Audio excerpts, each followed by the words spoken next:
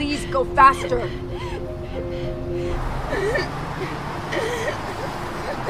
Di tengah malam, sebuah mobil yang dikendarai pria dewasa melaju secepat mungkin ke rumah sakit. Sementara di bangku belakang, seorang wanita meminta gadis bernama Mary untuk mengatur nafasnya.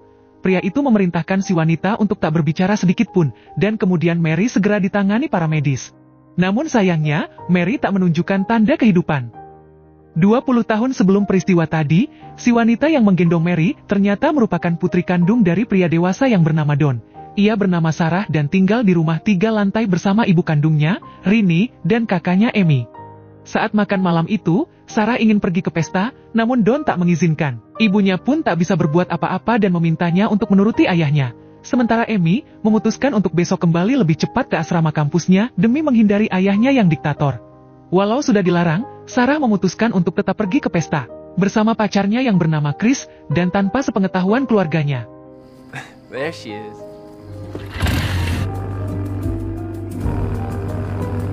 Di tengah pesta, keduanya melipir ke pinggir dan Chris menyanyikan lagu yang ia buat khusus untuk Sarah. I could hear it through the night, hold me tight. Sounds of sunrise. Setelah menghabiskan malam bersama, Chris kembali mengantar pulang Sarah. Namun, Don ternyata belum tidur sepanjang malam demi menunggu putrinya. Saat dimarahi Don, Sarah berjanji jika umurnya sudah 18, maka ia akan pergi selamanya dari rumah ini.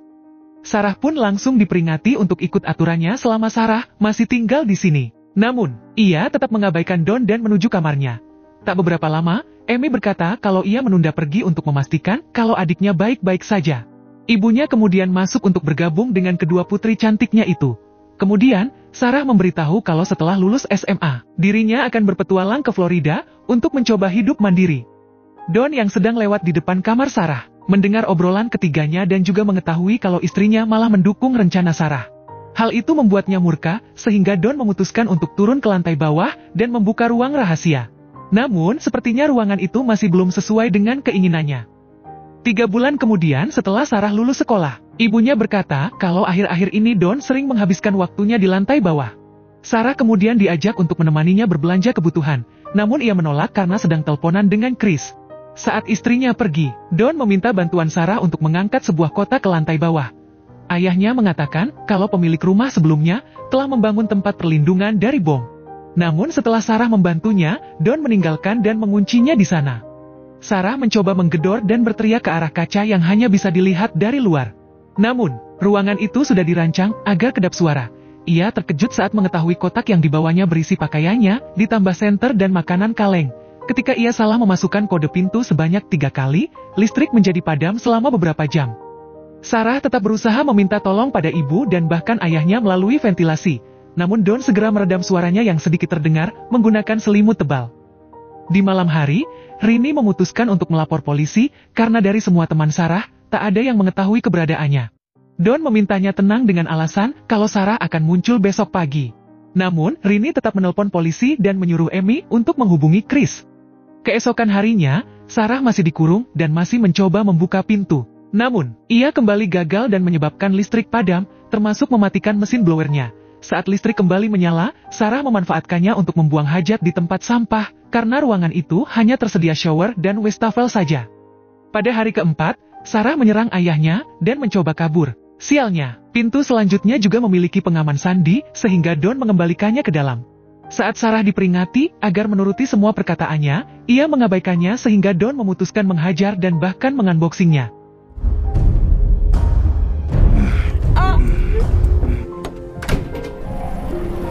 Keesokan paginya, polisi datang untuk meminta keterangan mengenai Sarah.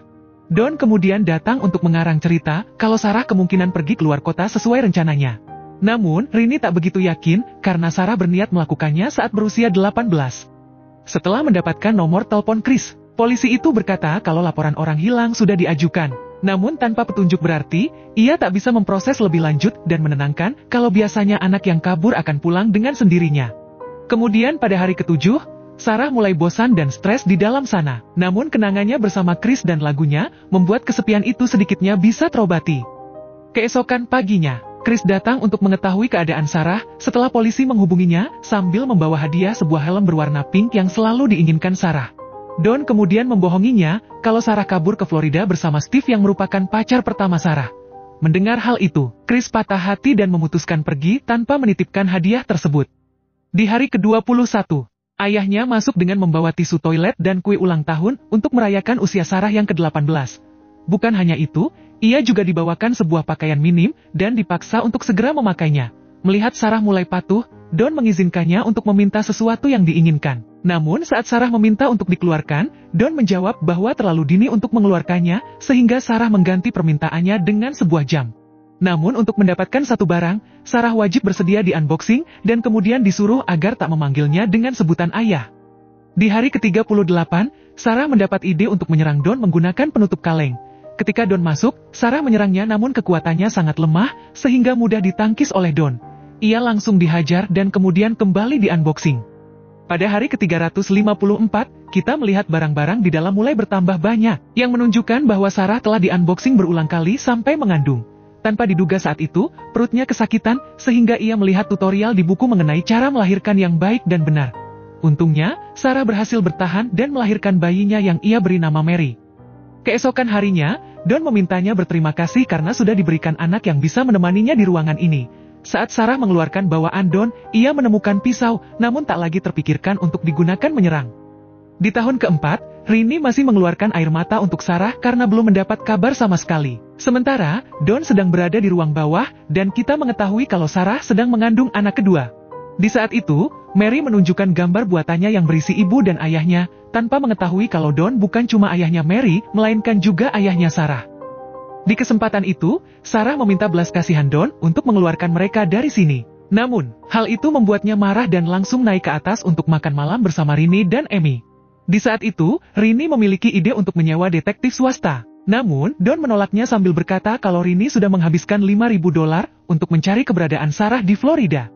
Pada hari Natal, Don membawakan TV yang hanya bisa ditonton menggunakan kaset sehingga Mary mengetahui kalau ada tempat lain selain ruangan ini. 7 tahun kemudian, Sarah berhasil melahirkan anak keduanya yang diberi nama Michael. Saat Mary demam, Sarah marah karena Don tak membawanya ke rumah sakit melainkan hanya memberikan obat seadanya. Setiap malam sebelum tidur, Sarah selalu berdongeng pada kedua anaknya mengenai cerita putri yang dikurung ayahnya sendiri di goa bawah tanah. Walau kesepian, dalam cerita itu sang putri tetap berpikir positif bahwa pangeran yang bernama Christopher akan datang menyelamatkannya. Keesokan harinya, Chris datang untuk menanyakan kabar Sarah. Untungnya, ia bertemu dengan Amy yang kebetulan sedang berkunjung. Namun keduanya masih belum mendapat kabar dari Sarah, dan Chris membahas mengenai Steve. Hal itu membuat Amy terkejut dengan karangan ayahnya, sehingga pada malamnya Don langsung diinterogasi oleh keluarganya. Namun Don beralasan kalau kebohongannya sengaja dibuat agar Chris yang ia anggap rendahan, tak datang ke sini lagi. Saat ibu dan ayahnya bertengkar mengenai penyewaan detektif swasta, Amy mengambil kunci lantai bawah yang tertinggal di bangku dan turun ke sana tanpa sepengetahuan ayahnya. Ia pun dikejutkan dengan banyaknya tisu toilet dan berbagai stok barang lainnya. Namun ketika Amy mulai mendekati rak buku yang merupakan akses ke ruangan adiknya itu, Don membentaknya dan menyuruhnya ke atas. Sementara itu, Sarah melahirkan anak ketiganya dan diberi nama Thomas. Saat Don masuk, Sarah membujuknya untuk membawa Thomas ke atas dengan alasan kalau ruangan ini sudah cukup sempit. Don pun menanggapi dengan berkata, ibu macam apa yang sampai hati membuang anaknya sendiri. Namun untungnya, Thomas diputuskan akan dibawa ke atas setelah Sarah berjanji akan lebih melayaninya. Di pagi harinya, Rini menemukan bayi di depan rumah yang dilengkapi surat kalau bayi ini merupakan anak Sarah yang bernama Thomas. Di dalam surat itu, Sarah mengatakan kalau ia baik-baik saja dan meminta keluarganya untuk menjaga Thomas karena ia dan pacarnya sedang kesulitan ekonomi. Namun, Rini tak menyadari kalau ada surat permintaan tolong yang diselipkan Sarah, sehingga saat Don mengetahuinya, Sarah dimaki dan kemudian di-unboxing. 14 tahun kemudian, Mary dan Michael sudah mulai tumbuh besar, sementara Sarah kembali mengandung anak keempat. Saat Don melihat Mary memakai kosmetik, ia mulai mendekatinya namun Sarah segera menghentikannya sambil mengembalikan kosmetik itu. Namun, hal itu membuat Don marah dan akhirnya memadamkan listrik untuk beberapa jam.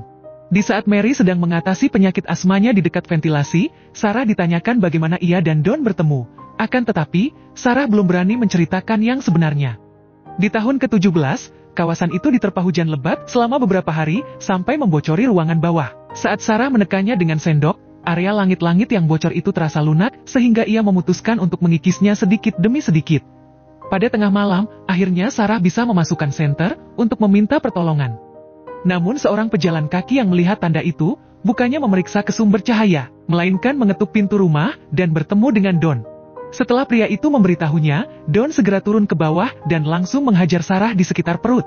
Keesokan harinya, Sarah mengalami keguguran sehingga Don mengubur janinnya di belakang rumah pada tengah malam.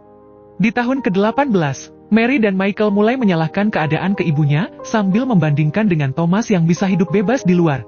Hal itu membuat Sarah murka dan mulai mengacak-acak seisi ruangan. Namun setelah itu, keduanya menyadari telah membuat ibunya sedih sehingga mereka merapikan ruangan dan memutuskan untuk meminta maaf. Di saat itu, Sarah yang melihat kalau sekarang adalah waktu yang tepat untuk memberitahu kebenaran, langsung menceritakan apa adanya mengenai ayah mereka. Mendengar hal itu, keduanya pun sangat terpukul namun Sarah memastikan bahwa ia akan tetap menyayangi keduanya.